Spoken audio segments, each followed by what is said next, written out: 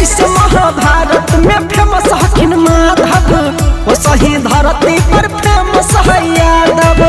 अरे सुन ले, अरे जैसे महाभारत में फेमस हकिन माधव, वो सही धरती पर फेमस है यादव। पहिरे के मन से समाज चला है, समाज चला है। लखीसराय में यादव के राज चला है, शेखपुरा में यादव के राज चला है।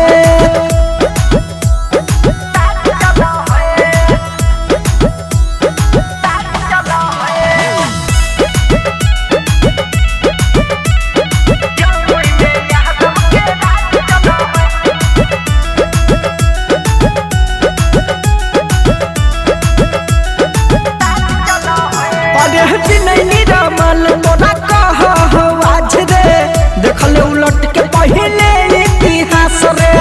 अरे